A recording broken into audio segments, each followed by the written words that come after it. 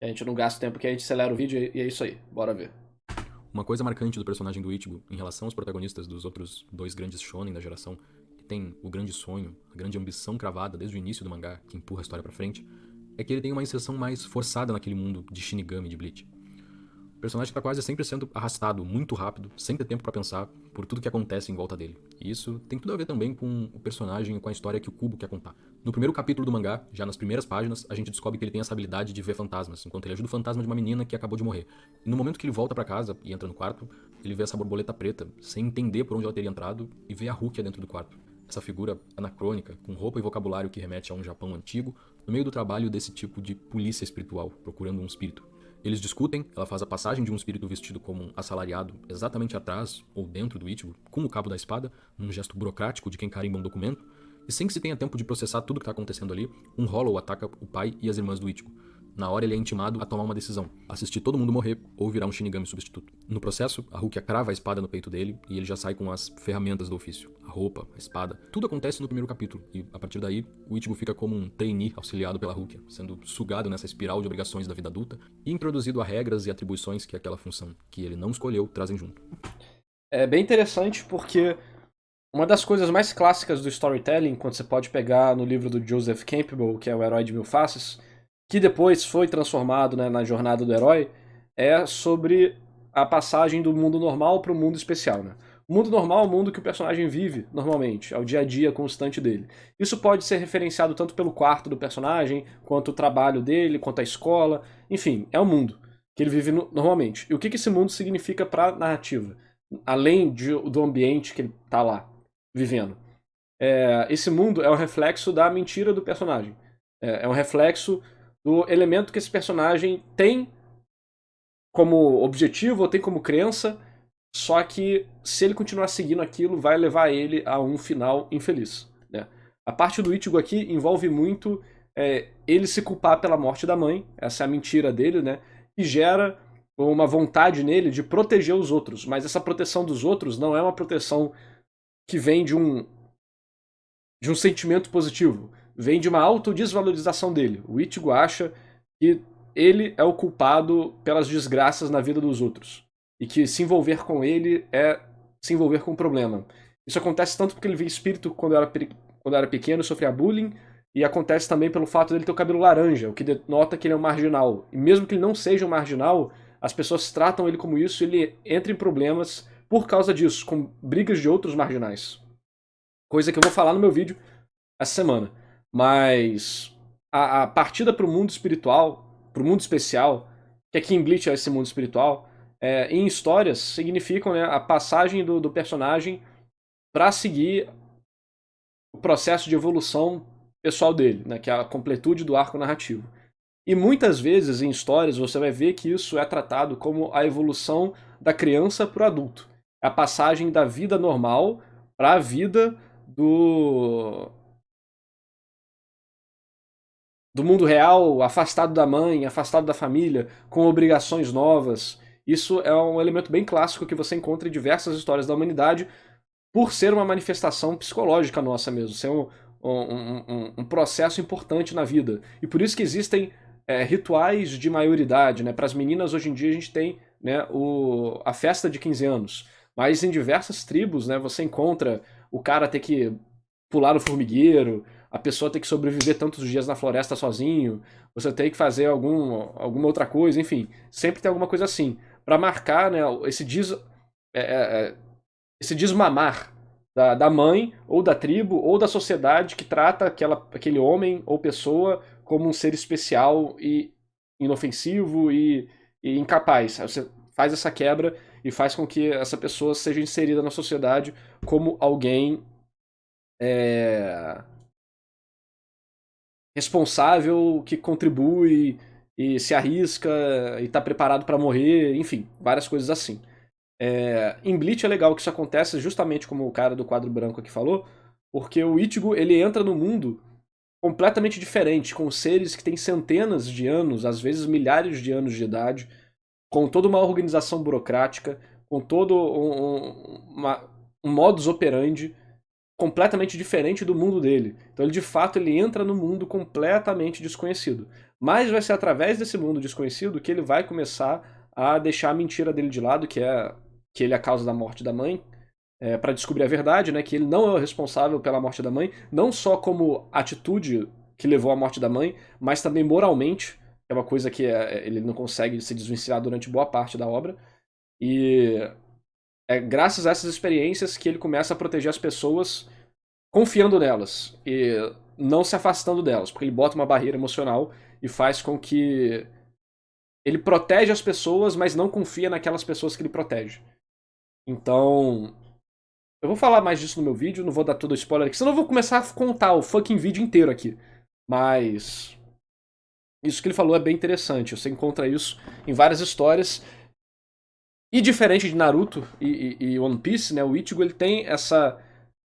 Ele vive no nosso mundo, ele é um adolescente que não sabe o que fazer no futuro, e ele entra para um trabalho mesmo, de fato. Toda essa parte do mangá tem uma dinâmica engraçada entre os dois. A Rukia representando a formalidade e a disciplina que emana dessa instituição normatizadora que é a Soul Society, ao mesmo tempo que, sem nem perceber, tem todo um lado mais bobo que escapa dessa normatização. Quando ela explica o que são os Shinigamis, diz que vai falar para que até um infante como o Ichigo entenda, sai do personagem sério e começa com os desenhos de coelhinho que, na verdade, ela mesma gosta de fazer. Enquanto o Ichigo tá sempre de má vontade com tudo que tem a ver com o novo trabalho e mantém essa postura de questionar o tempo todo essa autoridade, ao mesmo tempo que vai também se moldando a ela, sem ter outra escolha. É até um pouco surpreendente o quanto Bleach é transparente em relação a essa condição do Ichigo. Na primeira parte do mangá, ele tá ajudando o fantasma da menina e a gente vê como ele faz tudo isso de forma pessoal, tem um carinho envolvido e ele se envolve emocionalmente com o problema. Tudo já tava bom e normal pro Ichigo e parecia que ele teria uma vida normal, pra bem ou pra mal, até o momento que ele recebe a visita da Rukia. E o que mais muda daí pra frente é como tudo toma um ar mais impessoal, mais profissional. Mesmo sendo um Shinigami, um deus da morte, o Kubo faz questão de que eles recebam os avisos de presença de Hollow por um tipo de celular empresarial. Desde o primeiro contato com os Hollows, a Rukia explica pra ele que ele deve mirar sempre na cabeça, e na hora não se questiona nada sobre isso, como se fosse intuitivo, que eles só morreriam dessa forma, e mais tarde, quando o Ichigo enfrenta um conhecido, o falecido irmão da Inoue, a Rukia explica que essa instrução, na verdade, tem um intuito mais sombrio ali. Ela explica que todos os Hollows já foram seres humanos e que um abate rápido diminuiria a chance de a pessoa reconhecer um conhecido ou simplesmente hesitar na hora de matar por um receio de reconhecer uma pessoa por trás da figura monstruosa. O resultado seria uma eficiência menor em realizar a tarefa. Por isso o caráter meio gerencial da instrução, à medida que insere a pessoa dentro dessa hierarquia e limita convenientemente o quanto ela entende ou controla o processo em volta dela.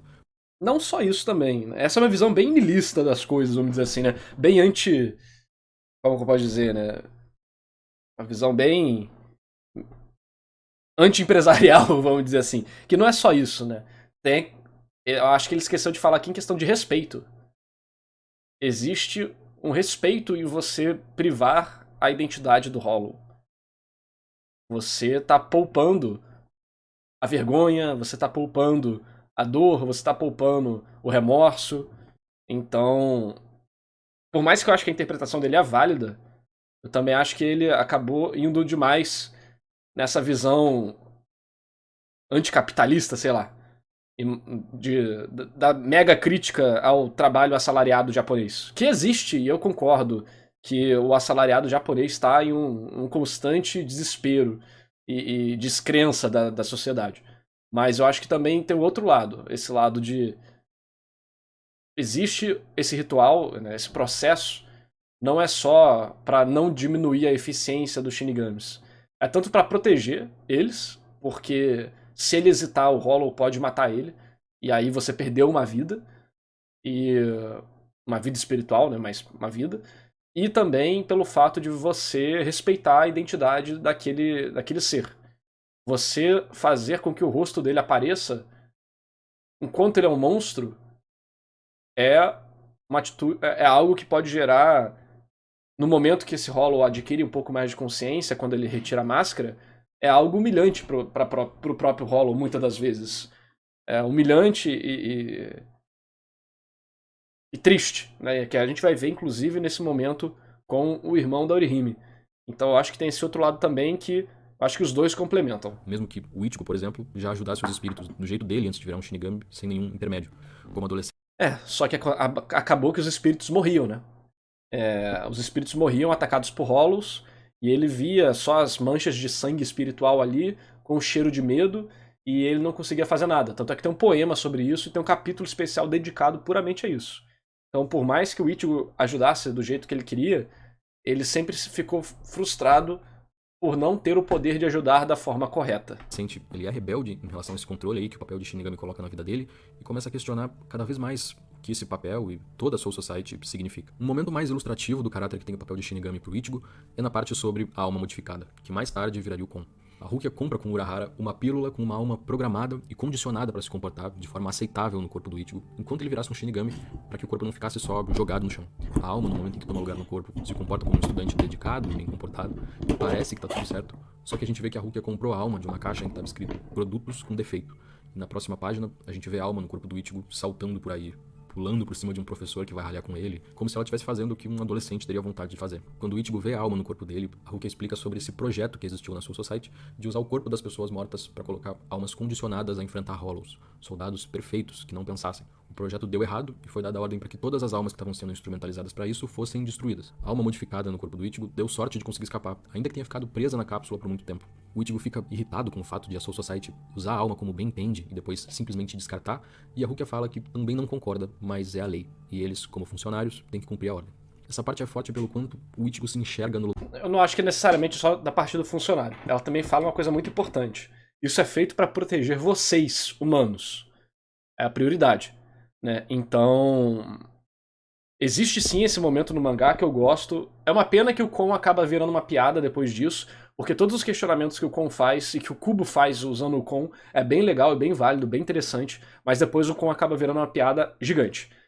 Mais em questão a esse negócio, né, das leis, isso é muito verdade, porque a Soul Society representa o mundo arcaico e preso às tradições e às regras e leis, e a moralidade não importa. O que importa são as regras pré-estabelecidas e tudo mais. E pro Ichigo, que é um adolescente, é o contrário. Ele vai fazer o certo, mesmo que o certo seja contra a lei.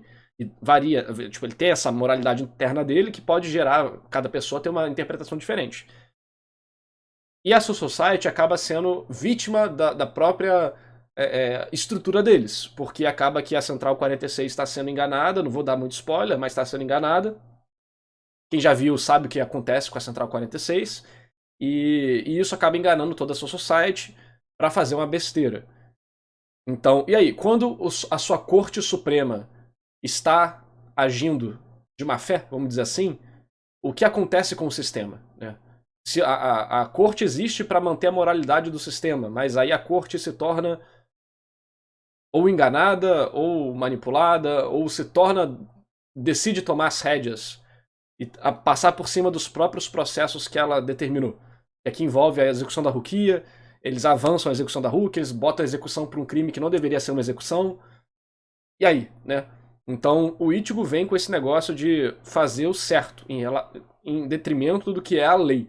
E a Soul Society, ele quer cumprir a lei independentemente daquilo ser algo correto ou de seguir o padrão. Eles falam, cara, o processo tá esquisito, mas se a Central 43 mandou fazer, vamos fazer. Então existe sim esse questionamento, é bem legal e é bem interessante, né? Porque o Ichigo representa um contraste. O mundo humano e o mundo do Shinigami são contrastados em relação à tecnologia, em relação a costumes, em relação a falas.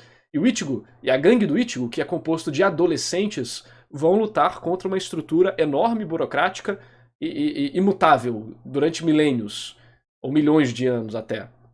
Então, isso é 43, 46, o cara falou 43 no chat, eu repeti, foda-se o número, não importa. Então, é bem interessante isso, mas pena que o Kon acaba virando só uma piada. E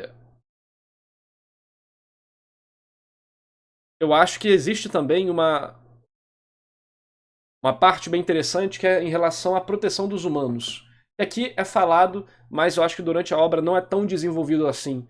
E poderia ser melhor desenvolvido para deixar esse tema um pouco mais cinza, né? Tipo, os sacrifícios que a Soul Society faz pelo bem da humanidade. E como isso funciona, por que eles fazem isso? Se você ler os livros, você vai descobrir que a Soul Society não faz por bondade. É porque existe um balanço entre as dimensões e o caralho. Mas eu acho que isso podia ser explicado melhor para a gente ter uma nuance interessante sobre as coisas que estão rolando no universo de Bleach. Lugar da alma modificada.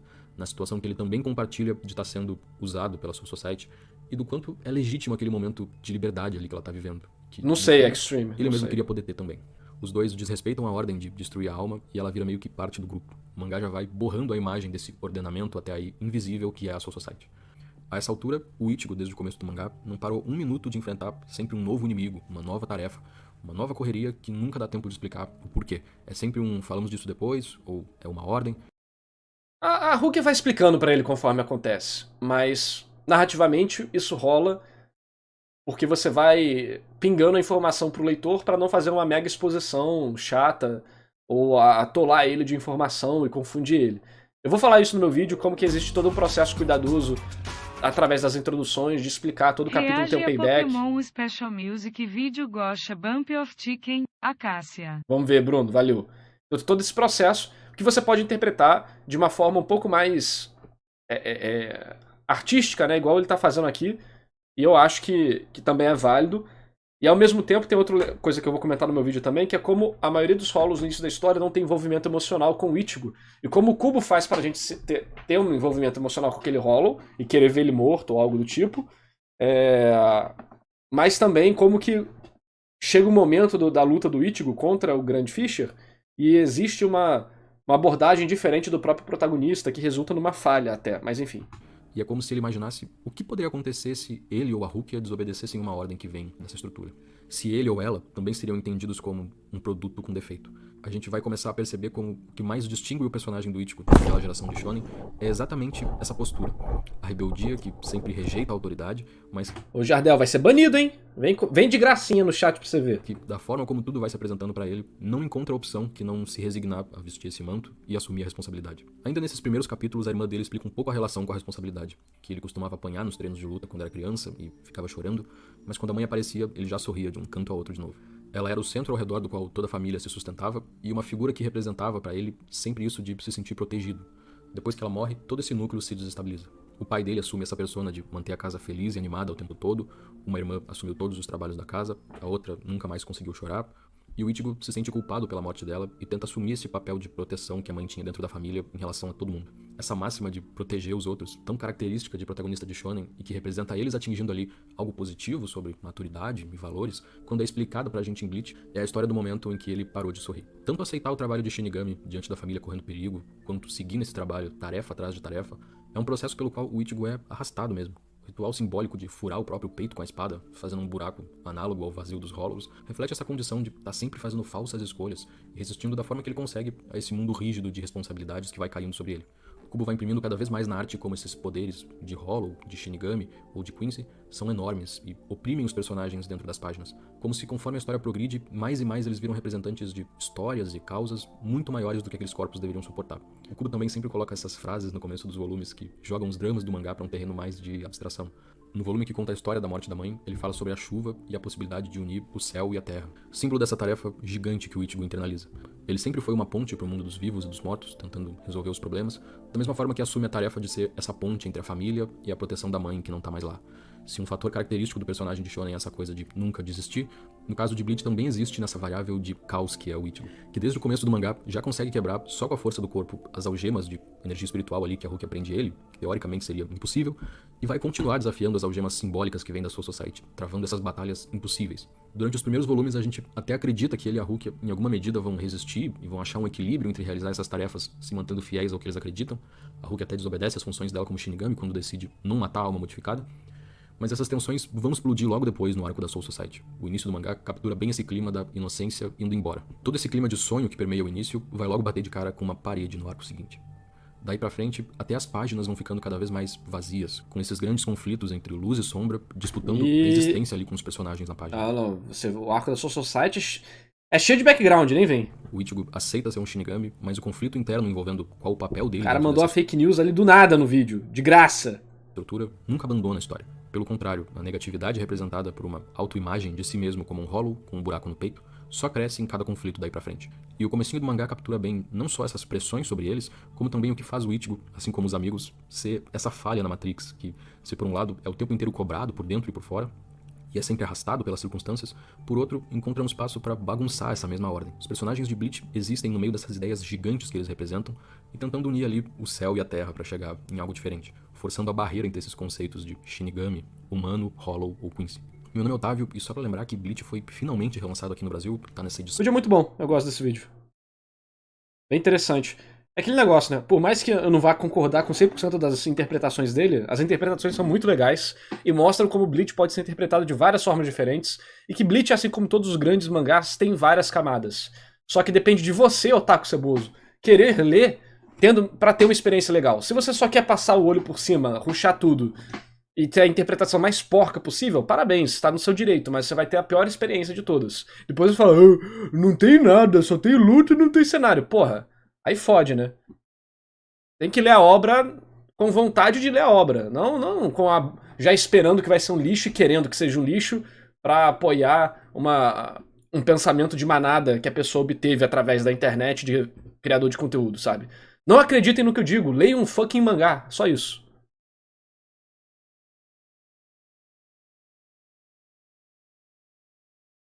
Cadê? Vamos lá, próximo. Cadê? Deixa eu ver o chat. O chat falou alguma coisa? 1.5, já tava 1.5x, pô. Cadê? Já tava aqui, ó.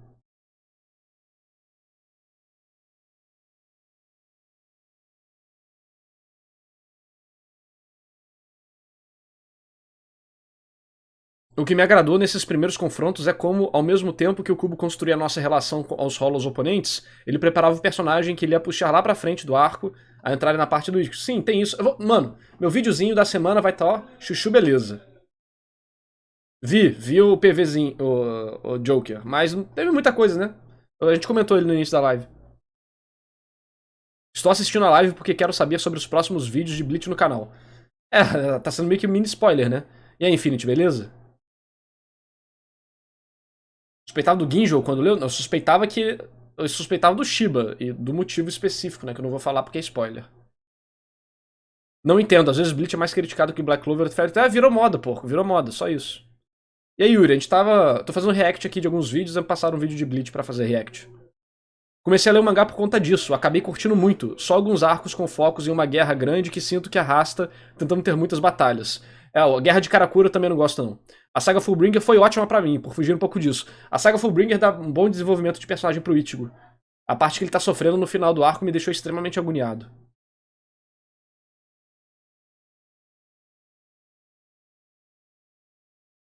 Teorizam sobre o Aizen ter tido um caso com a Hinamori. Não, ele abusa psicologicamente dela. Ela gosta dele. Tanto é que tem uma cena dela indo matar o Hitsugaya, porque o Aizen manda, inclusive. Ele sem hipnose, só numa cartinha. Tipo, pedindo pra vingar ele não como capitão, mas como homem. Ou seja, como é um.